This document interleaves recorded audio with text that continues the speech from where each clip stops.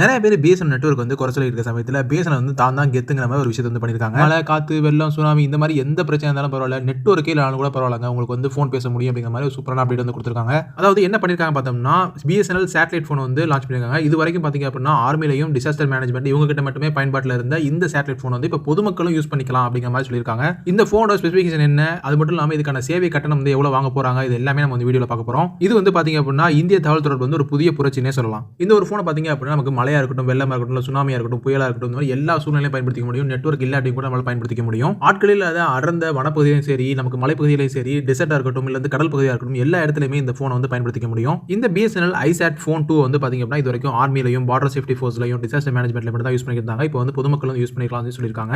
நம்ம ஏற்கனவே சொன்ன மாதிரி இதுல வந்து நெட்வொர்க்கே இல்லனாலும் நம்ம வந்து சேட்டலைட் கம்யூனிகேஷன் பண்ணிக்க முடியும். எமர்ஜென்சி டயத்துல வந்து ரொம்பவே வந்து யூஸ்ஃபுல்லா இருக்கும் அப்படிங்கிற மாதிரி சொல்லியிருக்காங்க மக்களுக்கு. இந்த பிஎஸ்என்எல் சேட்டலைட் ஃபோன்ல பாத்தீங்க அப்படின்னா நம்ம நார்மலா வந்து இன்டர்நெட் யூஸ் பண்ணிக்க முடியும், நார்மலா யூஸ் பண்ணக்கூடிய இந்த யூபிஐ யூஸ் பண்ண முடியும் அப்படின்னு சொல்லியிருக்காங்க. இந்த ஒரு ஃபோன் பாத்தீங்க அப்படின்னா அதிக நாள் உழைக்கக்கூடியதாகவும், லாங் பேட்டரி லைஃப் இருக்கக்கூடியதாகவும், அது மட்டும் இல்லாம டஸ்ட் ப்ரூஃப், வாட்டர் ப்ரூஃபாகவும் இருக்கும்னு சொல்லியிருக்காங்க. இந்த மொபைல் ஃபோனோட விலை பாத்தீங்க அப்படின்னா 90,000 இருக்கும் அப்படின்னும், அது மட்டும் இல்லாம இதுக்கான சேவை கட்டணம் வந்து எவ்வளவு இருக்க போகுது அப்படிங்கிறது சொல்லியிருக்காங்க. இதுல சார்ஜஸ் பார்த்தோம்னா தனிநபர்களுக்கு, பிரைவேட் யூசர்ஸ்க்கு பாத்தீங்க அப்படின்னா மாசத்துக்கு 5,600 ரூபாயும், வருஷத்துக்கு 61,500 ரூபாயும் இருக்கும்னு சொல்லியிருக்காங்க. இதுவே கவர்மெண்ட் யூசர்ஸ்க்கு பாத்தீங்க அப்படின்னா 3,360 ரூபாய் மாசத்துக்கும், வருஷத்துக்கு பாத்தீங்க அப்படின்னா 31,960 ரூபாயும் வந்து வசூலிக்கப்படும் சொல்லியிருக்காங்க. இந்த மாதிரி பிஎஸ்என்எல் சேட்டலைட் ஃபோனை வந்து மக்களிடையே கொண்டு வரனால பாத்தீங்க அப்படின்னா ஒரு எமர்ஜென்சி சிச்சுவேஷன்ல, ஒரு டிசாஸ்டர் காலங்களில் நம்மளால அதிகாரிகளை ஈஸியா வந்து தொடர்பு கொள்ள முடியும் அப்படின்னும், அது மட்டும் இல்லாம இந்தியாவில் இருக்கக்கூடிய தகவல் தொடர்பு வளர்ச்சி வந்து அதிகரிக்கும் அப்படின்னு சொல்லியிருக்காங்க.